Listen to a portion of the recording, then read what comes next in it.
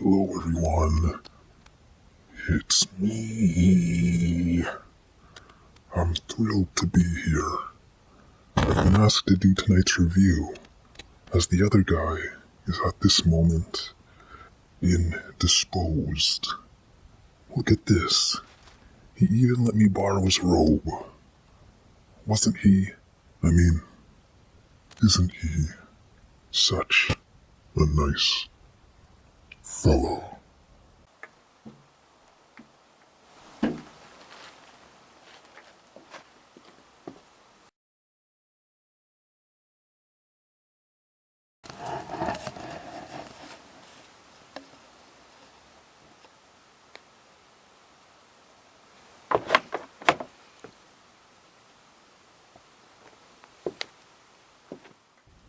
House on Haunted Hill, 1999, stars Jeffrey Rush, Famke Janssen, Taye Diggs, Ali Larter, Peter Gallagher, Chris Kattan, Bridget Wilson, and directed by William Malone.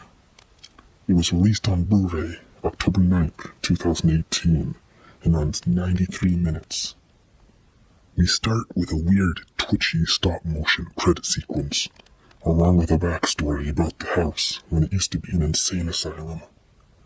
When the inmates start a riot, the director of the institution, Dr. Richard Vanikit, a murderous lunatic performing inhumane experiments on the patients, locks the place down, and they all perish in a fire.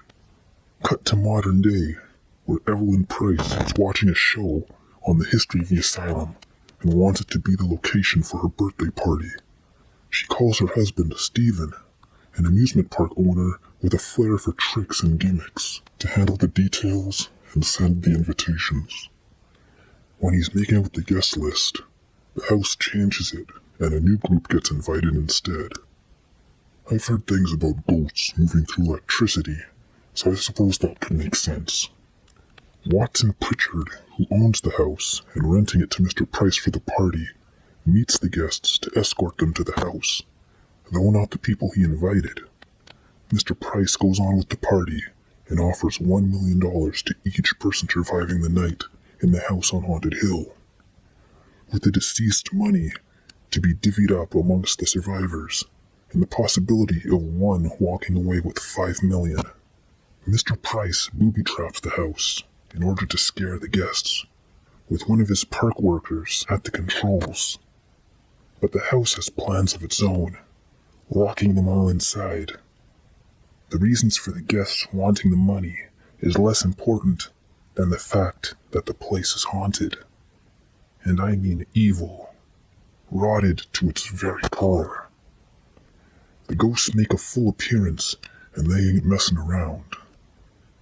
Eddie, Sarah, Pritchard, and Price venture into the basement, looking for manual controls for the lockdown mechanism. Creeping around for a while allows the group and audience to learn more about the asylum from Pritchard. Then all of a sudden, without warning or explanation, parts of the group become separated.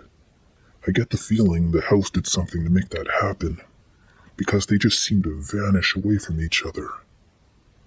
A murder subplot soon comes into play, where Mrs. Price tries having her husband killed. But when he thinks she's murdered, he goes nuts, and they throw him in the saturation chamber, a hallucinogenic isolation treatment. Then Sarah and Eddie discover that the guests who were invited are each related to someone who used to work at the asylum. Soon after the murder subplot is resolved, the house goes berserk. It's almost as if the more unraveled the guests get, the more unsettled the house becomes. At this point, the main goal is to really get the hell out of there. Giving the house a history of an insane asylum from the 30s is a nice touch.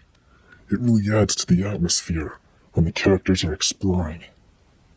And look at this design. The house seems to be growing right out of the cliff. Inside, there's no area that stands out, unfortunately. It's all dingy, dark, and grimy, getting grimier the further they venture in, though it's all appropriate and excellently done. The practical effects, and especially the camera tricks they used for the ghosts, are very cool. Some critics bag on the film for too many computer effects.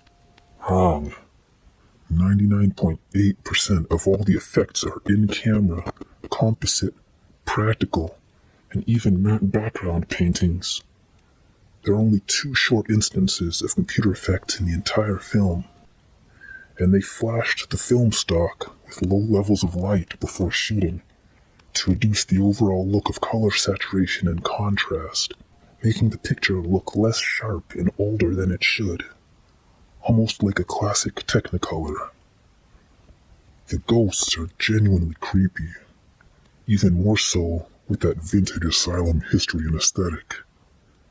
We got ghost doctors performing torturous operations, unnerving shuddering, an eyeless apparition.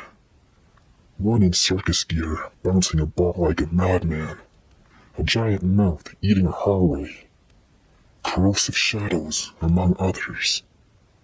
Man, these ghosts are fucked up. And there's still one scene that builds up enough that to this day I still can't bring myself to watch it.